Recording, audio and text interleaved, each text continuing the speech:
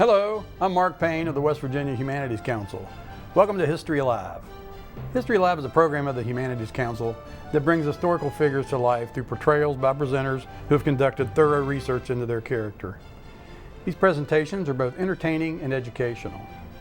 The Humanities Council makes these characters available to nonprofit organizations across West Virginia, such as schools, libraries, historical societies, and a wide range of community groups. The presentation fee is paid by the council, and we ask only that their travel costs be covered by the host group. History Live is designed as an interactive experience between the character and the audience. We encourage your organization or school to host a presentation and bring a figure from history for a visit with your audience or students.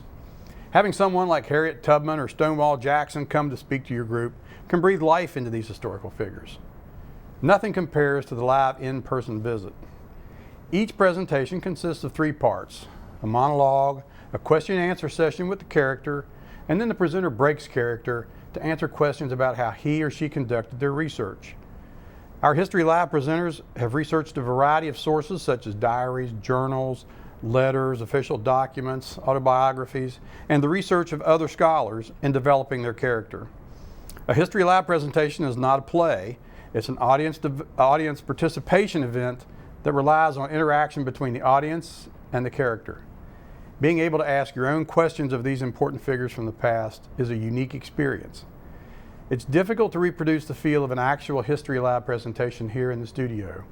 Without an audience to ask questions, we will change the format a bit and have our guests sit with me for a few questions after the monologue. But we hope to give a sample of how a History Live presentation can add to the offerings at your school or organization. There will be information on the screen at the end of this program for how to contact the Humanities Council about bringing a History Live character to your community. At this time, I would like to welcome today's guest from history. We are pleased to have with us in the studio, Clara Burton. Good evening. It is wonderful to be back on the lecture circuit again. I have traveled all over this nation talking about my experiences with the American Civil War. Recently, I was at a lecture in Detroit, Michigan, and a man approached me with the distinctive limp of a veteran. He had a young girl by the hand. And as he came near, I said to him, "You look familiar to me, sir. Have we met?" "Oh, yes," he said. "On 3 occasions." "Well, tell me," I said. The first time he met me, he said that he met at the Second Battle of Bull Run. He had laid at the battlefield for 3 days without food or water, and when finally he was taken to the ambulance train, I was there, and I fed him from a tin cup from a pail of cornmeal mush. The second time that he met me, he said, was at the Battle of Fredericksburg. This was a bitterly cold battle in the winter, and when he was brought from the battlefield, there was not a single place for him in the makeshift field hospital we had at Lacey House. I laid him on the veranda, and I took bricks from a dismantled slave cabin, heated them throughout the night, and lined them around him so he would have some warmth. The third time, he said, was after the Battle of Petersburg. That was a hot summer day, and he had fallen from heat stroke. When I came to him, I gave him iced water and bathed his head with cool compresses. He said he was too delirious to say thank you to me, but he wanted to thank me now. And then he pulled forward the child he had by his hand, and he said, "This is my daughter. We call her Clara Burton." I've had the good fortune to have many little girls across this nation named for me by the children of veterans. For I did do a great service to those veterans during the war. When I would come to a battlefield, I would see this sea of misery, and I would wonder, how can I begin? Where do I start? And then I simply did not ask myself again. I waded into the sea of misery and did the very, very best that I could, for I wanted so much to help those young men. I was living in Washington, D.C. and working there when the American Civil War began. I was appalled that our government had not established any form of gathering supplies for these soldiers. Many soldiers had not even a bed to sleep in Washington, and so I began to write to my friends and family and write to newspapers gathering supplies. And then we heard about the first major battle of the war. It was at a place called Manassas, near the river known as Bull Run. It was inevitable the first battle would be there, for it was the junction of the railroad.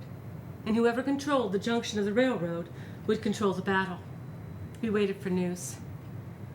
The most appalling thing to me of all was this: not that the Northern Army lost that battle, but that thousands of men were forgotten on the battlefield.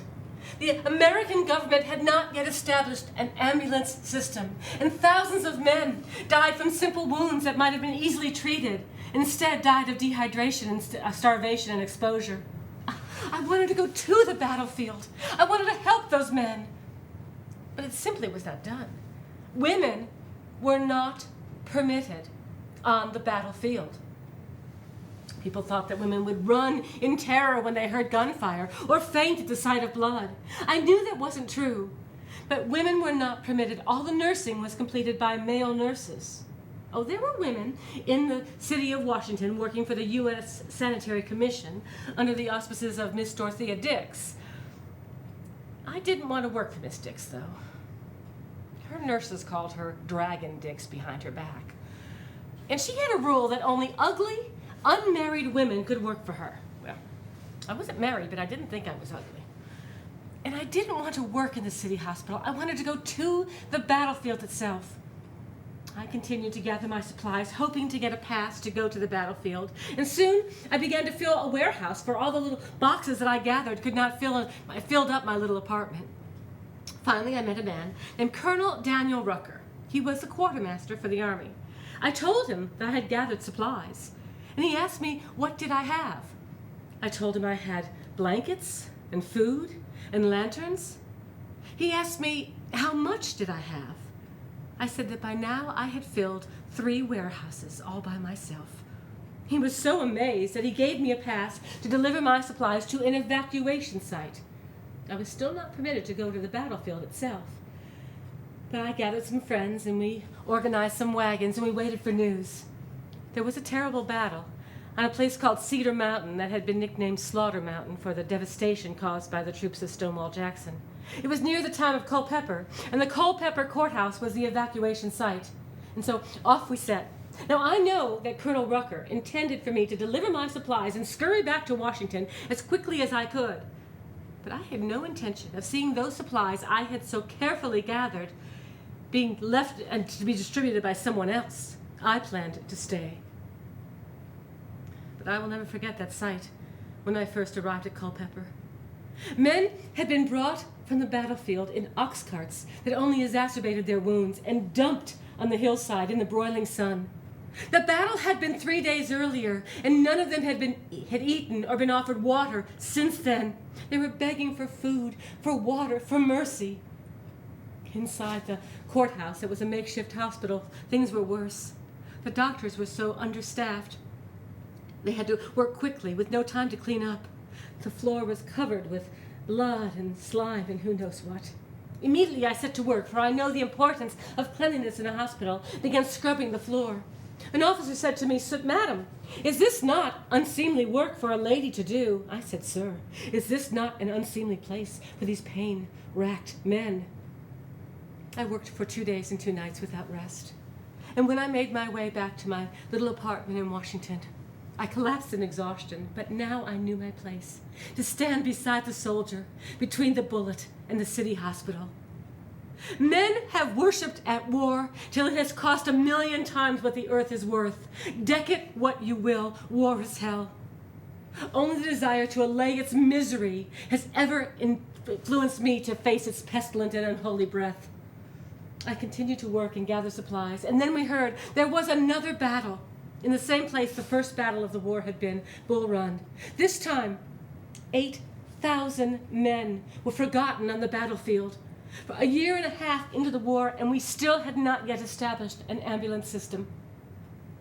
This time, the evacuation site was at the Fairfax train station, and so we loaded a train car and went to Fairfax.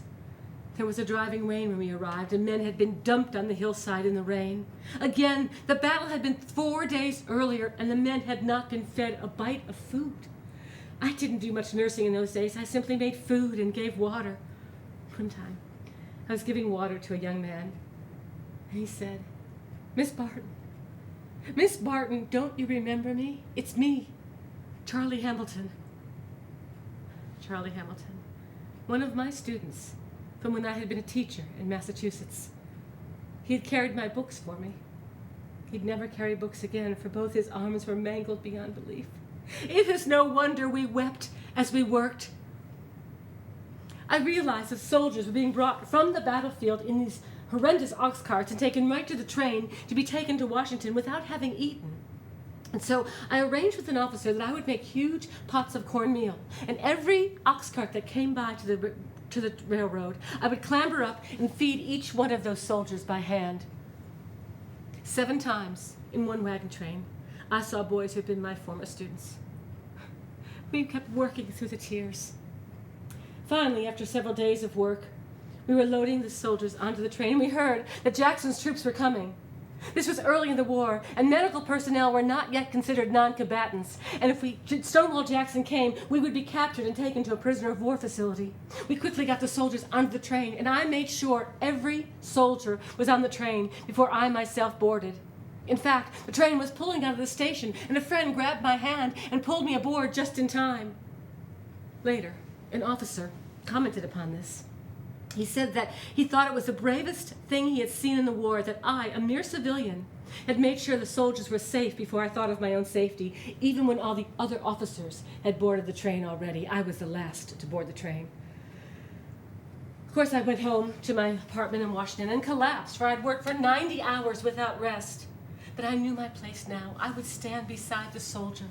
But I wanted to go to the battlefield itself. These were simply evacuation sites. One day, I got an anonymous telegram. Someone told me there was to be a great battle near Harper's Ferry in Western Virginia. I went to Colonel Rucker, and I asked him if I could go.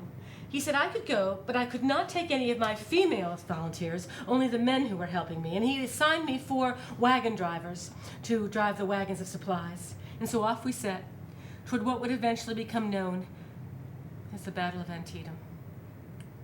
But my wagon was at the end of a long line of wagons. The wagon train stretched for 30 miles long, and I knew that once the battle began, it would take me a full day before I would reach the battlefield. I had to get to the front of the line.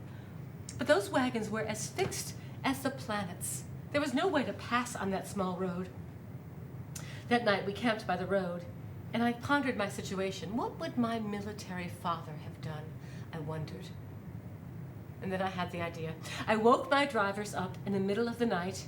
We broke camp and passed all the other wagons camped by the side of the road and got to the front of the line. The next day the battle began. Now I had never been on a battlefield before, only evacuation sites, and so I wasn't sure where I should report. I saw a tremendous amount of cannon fire and gunfire over a cornfield, and when that had moved off, I went to that cornfield. The sight of that cornfield haunts my dreams to this day. So many men lying in blood and gore and agony and misery. I did my best going from soldier to soldier. Soon my dress was so soggy with blood I had to wring the dress out before I could take another step.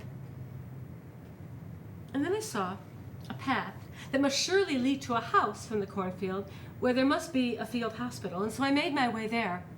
Indeed, there was a doctor there, Dr. Dunn, whom I had already met at Culpepper in Fairfax. And when he saw me, he said, "God has remembered us indeed." For you see, all of his supplies were at the end of that wagon train where my wagon had first been. I looked. He was bandaging the wounds of the soldiers with green husks of corn from the battlefield. As I unpacked my bandages, I thought, never before have linens looked so white. I made a basic field hospital in the barn with bales of hay and found some men who were not too badly wounded to go bring the soldiers from the cornfield. I did my best to do some simple surgeries at that point, but mostly again I gave food and water. One time I was giving water to a young man, and under my arm came a stray bullet, killing the soldier in my arms. I will never mend the rip in that dress, preferring instead to remember the brave self-sacrifice of our boys. I did, however, take my place at the surgery table, for when the cannons began to explode overhead, all the male nurses went and hid in the cellar. And I knew that Dr. Dunn would not stop working and would need help, and so I took my place at the operation table, holding the arms and legs as they were amputated. I think it's ironic that people think that women would run and hide when it was the men who ran while I held firm. But for the most part, I simply made endless pots of cornmeal and gruel and gave water. At one point, the line that stretched from our field hospital asking for food was 3 miles long. And then I realized I'd run out of food. I thought I had planned so carefully. How could this be? All I had left was 6 cases of wine, and while that might give some sustenance, it was not enough for a battle-starved man. But with a heavy heart, I opened those boxes of wine and found one of the greatest joys of my life. In those days, you see, we would pack bottles of wine with sawdust so the bottles would not break. The women who had packed those bottles had used instead cornmeal. Enough cornmeal to make 8 kettles of stew. In fact, the field hospital that I served was the only one to not run out of supplies at Antietam that day. I returned to my apartment and collapsed from exhaustion, for these forays into the battlefield always exhausted me, and my health has been precarious. But when I awoke, I found out that Dr. Dunn had been interviewed by the newspapers. Instead of talking about himself, he chose instead to talk about me, calling me the angel of the battlefield. And that article went out to every newspaper across America. And soon my fame had spread throughout the country, and thousands of young women reported to Washington, D.C. to be a nurse on the battlefield just like Clara Burton. I became the superintendent of the nurses of the Army of the James, and I had proven that women could hold their own, that women could take their place on the battlefield and care for the wounded and not faint at the sight of blood or run in terror as people had predicted. Of course, that was many years ago. I went on to another whole career after the Civil War. I founded the American Red Cross and have dedicated myself to helping people in times of war and disaster. But I look back on those days of the Civil War, and I remember the intensity of the battlefield, and I know that I helped those young men. I am proud of my work serving the soldiers of the battlefield, North and South, black and white. I helped soldiers throughout this country, and I realize this, that one person truly can change the world. I'm here with Miss Clara Burton. And Ms. Burton, I want to thank you for taking time out of what I know is a hectic schedule to be with us here today. And we appreciate your earlier presentation. But when you were speaking earlier, you mentioned obviously your time spent on the battlefield and the lack of an ambulance system during the war. I would like you to speak a little bit about how the ambulance system came to be. Well, amazingly, Mr. Payne, the generals resisted the ambulance system. We find it hard to believe, but there were 2 reasons for it. First of all, they believed that if the men knew there was an ambulance there, they would make it too cushy for them or something. And so they felt that the men needed to be stalwart and strong and not think they had someone to carry them away and just carry on and be in battle. And the second reason the generals resisted it was they believed that it would take fighting men away from the front line, and they believed that once the battle was over, whoever was left standing would simply make sure their comrades were taken to medical help, which is ridiculous, of course, and so many of us spoke out against it. Finally, it wasn't until the Battle of Antietam, nearly a year and a half into the war, that Dr. Alan Letterman established the first ambulance system to transport the men back to Washington in a quick manner. It was appalling to me that men would lay. It was at one battle they laid for 3 weeks without help. It just was amazing. Well, you certainly help to bring attention to the need for that at a critical time. So, were you or are you a trained nurse? You know, Mr. Payne, I am not a trained nurse. The only nursing training I had when I was a child, my brother David was quite ill, and I insisted on being the only one to nurse him. I learned how to leech and do things such as that. And everyone says that foreshadowed my later career. I'm not sure if that's true or not, but I had no nursing training. I was a teacher, and I taught for 14 years, and then I worked in the U.S. Patent Office. So I had no formal nursing training, although there's certainly, you get quite a bit of nursing training on the job. I suppose the nurses with the U.S. Sanitary Commission also went through a brief training period. There were certain protocols they would follow. The first nursing school was established by Florence Nightingale, and that's after the Civil War. So there was no nursing training per se before this at all. Well, your mention in the paper being referred to as the angel of the battlefield resulted in, like you said, thousands of Yes. girls and women wanting to help. And so were the nurses, were the ladies who volunteered, did they receive training, or were they paid? Or No, it was a volunteer assignment, and I think some people in the U.S. Sanitary Commission received salaries, such as Miss Dix and others, and maybe in those lines. But also there was certainly some initial training, but for the most part, we were there doing things that just took common sense. You know, applying tourniquets, changing bandages, giving food, giving sustenance, those kinds of things. how were you accepted by doctors and or other medical officers or personnel on the battlefield? Well, I think that there are many different kinds of people in this world, and some were very open to us, some doctors and some officers. Commanding officers also were important people that you needed their approval to help with support their soldiers. Some doctors were very happy to have us, some commanding officers were, and some were not. And that was, and in fact, the commanding officer I served under during the Sea Islands was not very supportive at all. And so I asked for a transfer to General Butler's troops. General Butler was one of my strongest supporters. And so that's why I was at the Battle of Petersburg, because that's where his troops were. Yes, but I had some consternation from another source. Once I established that women could be on the battlefield, the U.S. Sanitary Commission began sending teams of women to come to serve, and those women said to me that I didn't need to be here, that they would take over now. And that was very frustrating to me, for I had established that this was my place to be, and I had to fight not only doctors and commanding officers, but also other nurses. But and in reality, you did serve throughout the duration of the war, correct? Yes. And I know that you were involved in several, or you served on several major battlefields. Absolutely, yes. After the war, I know that you were involved in a huge initiative to help locate thousands of missing soldiers. Could you tell us a little bit Certainly. about that? Well, you see, my fame had grown throughout America. And because I was so famous, people wrote to me individually, had I seen their husbands or their brothers or their sons. And I know from my own experience, my brother was lost behind enemy lines, how heartbreaking that is. And so I went to President Lincoln. I wanted to ask President Lincoln if I could be in charge of an Office of Missing Soldiers.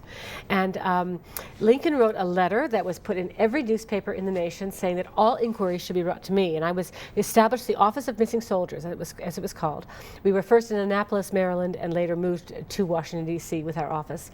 And people would write to me asking the whereabouts of a soldier, but then other soldiers would write to me and tell me where they had buried a fallen comrade and how they had marked the grave. And in that way, I was able to identify the whereabouts of 22,000 missing soldiers. Wow. Well, at this point, I would like to mention that this isn't really Clara Burton. This is really Karen Varanch of Fayetteville, and one of our several History Alive presenters. And Karen, thanks for being here Thanks today. so much, I know Mark. you're feeling a little under the weather, and appreciate you showing Clara Burton-like determination to fight through that with us here today. But I want to ask you, what was it about Clara Burton that interested you to the point of wanting to research her and do these portrayals? You know, Mark, I think there's just really a handful of women who really have become iconic figures in American history, and Clara Barton's one of them. I mean, she is certainly, in her day, she was really important. She was the rock star of her day. You have to understand, she was a very, very important person.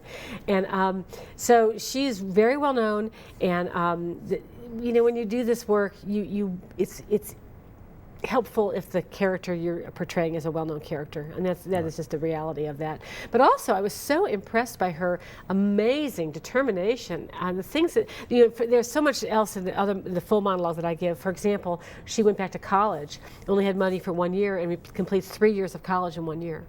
She has this phenomenal capacity to work, and but she also is so dedicated to making the world better. You know, one soldier at a time, one class at a time, and it's just she's so inspiring to me. Well, she accomplished a lot of firsts. She did. She did. She was the first woman ambassador for the nation because she went to the International Red Cross conferences. She's the first woman hired by the federal government. Other women had been hired before, but they were hired under their father's or husband's names. If the man was incapacitated, his wife would do the job, but he'd get this paycheck. So when she's hired, she's the first woman hired. She's the first woman prison warden in America, because General Butler, who I've mentioned already, when he became governor, wanted women to be a prison warden of a women's prison, but he knew any woman he put there would be under scrutiny and condemnation, except Clara Burton. She was the only woman in the country that could take that job and not have condemnation. And so she takes it for 6 months to establish the way for other women prison wardens. Now, it's amazing. Obviously, by the pen that you're wearing, and we know from the history books that Clara Burton founded the American Red Cross. Right. How did that come about? She, again, her health is always precarious. She does these things where she works like crazy and then collapses. And so she was on a lecture tour. She did 300 lectures in 1 year, and she collapsed from exhaustion. Or 300 lectures in 2 years, collapses from exhaustion. And her doctor says, take a convalescent leave. And she has friends in Switzerland. So she goes to Switzerland, and she's famous in Switzerland. She's famous everywhere. And some people came to see her to say, why hasn't America signed the Geneva Convention, the Geneva Treaty? And she had never heard of it. And it turns out that the reason why America did not want to get involved in the International Red Cross is that it was designed for a wartime relief agency. And she spent 7 years trying to talk American government officials to signing the Geneva Convention, and no one would have anything to do with it. So she goes to the International Red Cross Convention and convinces them to change their charter to say help in wartime and disaster. And that is called the American Amendment in her honor, because she was able to make that change. And because with that change, America signs the Geneva Convention, the Treaty of Geneva.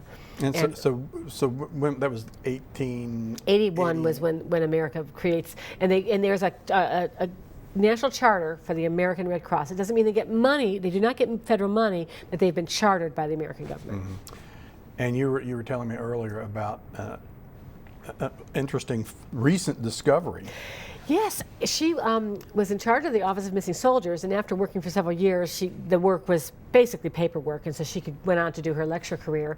And but shortly after she left, the clerks who were running the office just closed the office doors, and literally closed the doors and walked away. In Washington. In Washington, D.C. And about 5 years ago, they were tearing down a building that had been condemned because it was old and dilapidated, and they tore down this fake wall, and there was the office completely as she had left it, and the clerk still time capsuled. Yeah, exactly, time capsuled. And the National Trust is working to preserve that and catalog the papers and things that are there. So it's really interesting. That's amazing. Well, here in the final minute of the time that we have, could you tell us a little bit about the circumstances of the end of her life?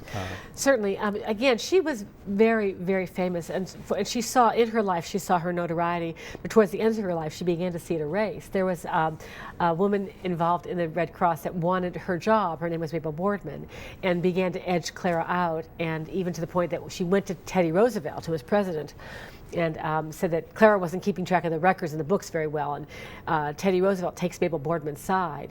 Clara is devastated because she had worked with Teddy Roosevelt in San Juan Hill, and she gets the Red Cross to name her president for life. She's 82 years old, but she does resign at that point, and the last few years of her life, she's there in the Red Cross headquarters, and she dies of old age. Well, I want to thank you again, Karen Verrance, for being here and presenting Clara Burton for us. And I want to thank all of you for joining us for History Alive.